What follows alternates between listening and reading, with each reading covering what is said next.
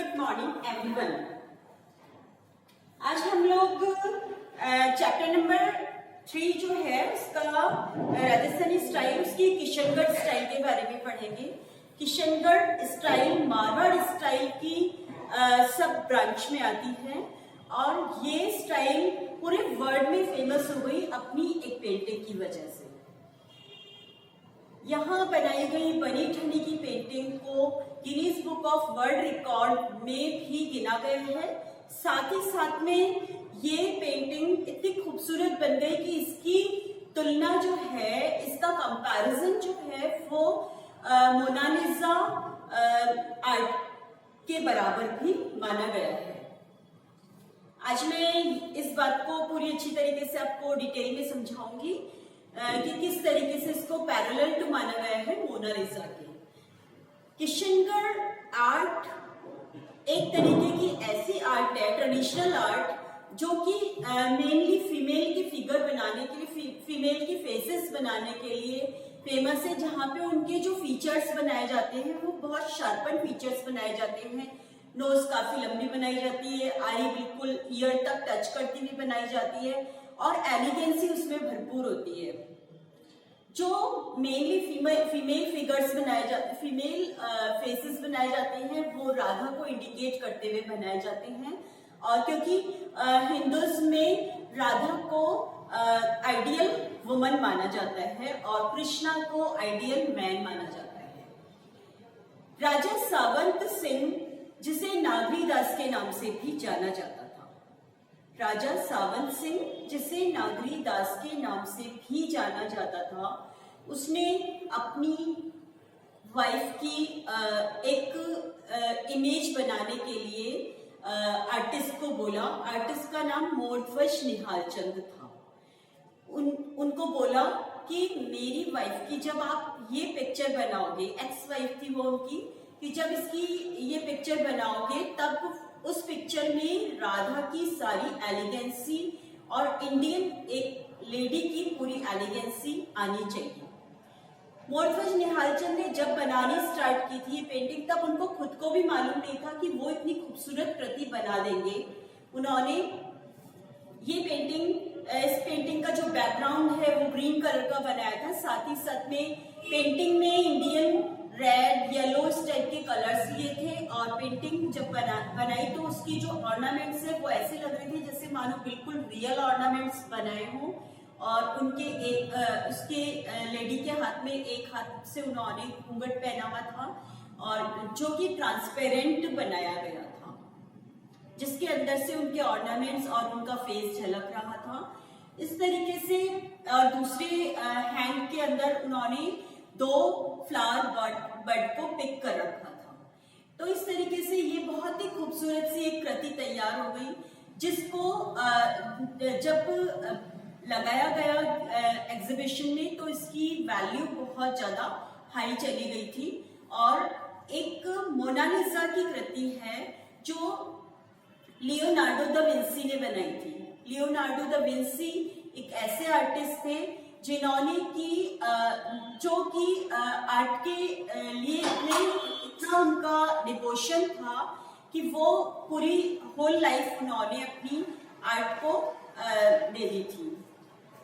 इसके अलावा जो मोनालिसा थी वो मोनालिसा एक विलेज की एक ऐसी लेडी थी जो कि विलेज की एक ऐसी लेडी थी जो नॉर्मल सी लेडी थी, मतलब नॉर्मल से घर की लेडी थी, एक मिडिल क्लास फैमिली की। वो लियोनार्डो दा विंसी एक रूम लेकर रहते थे वहां पे और उसके सामने से वो एक झलक उन्होंने राडिनी की देखी थी। राडिनी था उनका रियल नेम, मोनालिसा बाद में लियोनार्डो दा विंसी ने रखा था।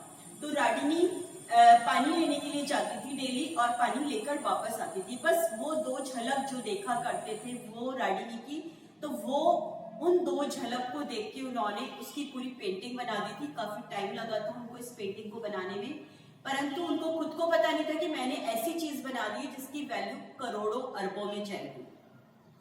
इस तरीके से वो रात दिन पेंटिंग बनाने का काम किया करते थे और उनके घर वाले भी अगर उनको पूछते नहीं थे, क्योंकि वो एक तरीके से पागल माना गया था उनको कि पागल हो चुके हैं वो पूरी तरह से, ना उनको फैमिली की चिंता है, ना किसी और चीज की चिंता है, ना वो नहाते धोते बाल बनाते, कुछ नहीं करते, बस ऑल टाइम पेंटिंग बनाते रहते थे। तो उनको सब पागल बोलते थे और बस एक छोटी सी टेबल, एक बैग, बस यही था उनके पास। और डेली रूटीन का जो खाने पीने का सामान आता था वो उधार उधार उधार, और एक रूम रहता था उसका रेंट भी उसका उधार उधार चल रहा था। सब लोग परेशान थे लेकिन दया खा के उनको देते रहते थे, ये सब चीजें प्रोवाइड करते रहते थे। एक दिन अचानक बहुत तेज स्मेल आई उनके घर के बाहर से, तो पता चला कि लियोनार्डो दा विंसी एक्सपायर हो गए। तो जो जो लेनदार थे वो सब वहां पे इकट्ठे हुए और उन्होंने सोचा कि कुछ हमको चीजें ऑक्शन पे बिके और हमको कुछ मिल जाए। ऑक्शन लगा और ऑक्शन लगा तो जो मोनालिसा की कृति उन्होंने बना के ऐसे ही फेंक दी थी, वो कृति अरबों रुपए में बिक गई थी। और इस तरीके से लियोनार्डो दा विंसी मरने के बाद में अरबपति बन गए थे। उनकी इस पैसे से गवर्नमेंट की एक आर्ट गैलरी बनाई गई और वहां पे ये मोनालिसा की कृति भी लगाई गई थी। मोनालिसा की कृति क्यों फेमस हुई? क्योंकि ये पहली ऐसी पेंटिंग थी, इंडियन पेंटिंग, जो कि 3 डायमेंशनल बनाई गई थी। वो जहां से भी अगर हम उसको देखते हैं तो ऐसा लगता है मानो मोनालिसा हमको देखकर मुस्कुरा रही है, जबकि वो एकदम सिंपल सी थी मोनालिसा। इसी तरीके की बिल्कुल इसके पैरेलल माना गया है किशनगढ़ की बनाई गई बनी ठनी पेंटिंग को। तो बनी ठनी पेंटिंग भी इस तरीके से बहुत खूबसूरत है। किशनगढ़ के कुछ और पेंटिंग्स जो है, कुछ पेंटर्स जो हैं, एक तो मैंने आपको बताई दिया मोरध्वज निहालचंद, उसके अलावा मुन्ना लाल, मुकुंद, राम किशन, जय किशन, चंदूलाल, इस तरीके से और भी कई आर्टिस्ट थे जिन्होंने किशनगढ़ की पेंटिंग्स को आगे बढ़ाने में अपना डिवोशन दिया था। रसिकप्रिया, बारहमासा रागिनी, रासलीला, शिकार के दृश्य, महफिल, सामंती वैभव और इस तरीके के कई धर्म से रिलेटेड और प्रकृति से रिलेटेड और एलिगेंसी से रिलेटेड जो पिक्चर्स है, सब्जेक्ट मैटर लेकर बनाए गए थे उस समय पे और जो बहुत ज्यादा फेमस हुए थे बाद में। इसके अलावा जो अगर हम कैरेक्टरिस्टिक्स की बात करें तो मेन कैरेक्टरिस्टिक्स जो है, मेन फीचर्स जो है उसमें कर्व लिए हुए बादलों को दिखाना, छल्लेदार बादल दिखाना, राजस्थानी ये किशनगढ़ स्टाइल की मेन फीचर्स में आता है। और जो फेसेस बनाए जाते हैं, मैंने आपको बताया कि आईज को ईयर तक टच करवा दिया जाता है, इतनी तीखी और लंबी बनाई जाती है, नोज भी काफी लंबा बनाया जाता है। कलर्स जो होते हैं वो इंडियन ब्राइट कलर्स यूज लेके बनाया जाता है। इस तरीके से ये सारी हो जाएगी आपकी कैरेक्टरिस्टिक्स या फीचर्स या speciality of Kishangarh style paintings. तो ये थी किशनगढ़ स्टाइल की पेंटिंग्स की बात। किशनगढ़ स्टाइल की पेंटिंग से रिलेटेड बड़ा क्वेश्चन आता है। आज मैंने आप लोगों को मोनालिसा के बारे में बताया, जो आपकी शायद बुक में बहुत ही शॉर्टी वे में दे रखा है, लेकिन क्योंकि ये एक आर्ट का बहुत इंपॉर्टेंट टॉपिक है इसलिए मैंने इसको आपको डिस्कस किया था, आगे आपके काम भी आएगा। आज के लिए इतना ही, थैंक यू।